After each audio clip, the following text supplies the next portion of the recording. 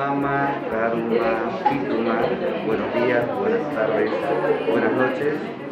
Chechere Dariel Vázquez, mi nombre es Dariel Vázquez, Cheanoy Tartagal P, yo soy de la ciudad de Tartagal, vengo de una comunidad guaraní que se llama Misión Cherenta.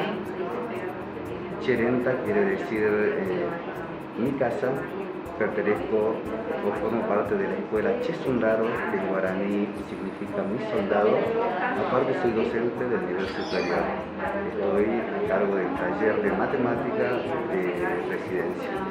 Es un placer poder compartir con mis colegas y con referentes del ministerio, con esta mesa de trabajo que tiene un objetivo fundamental, no solamente para los pueblos guaraníes, sino que para toda la comunidad en general, que es la elaboración del currículum guaraní, un trabajo y un hecho muy importante que seguramente dentro de poco, espero en un tiempo no muy lejano, pueda estar en actividad, y pueda ya estar institucionalizado, no solamente en las escuelas que están insertas en comunidades guaraníes del departamento de San Martín, sino que se puede expandir a toda la provincia y a toda la nación argentina.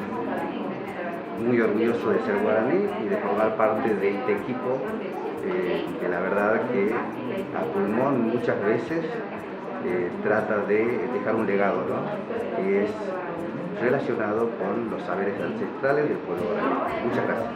Ya somos países.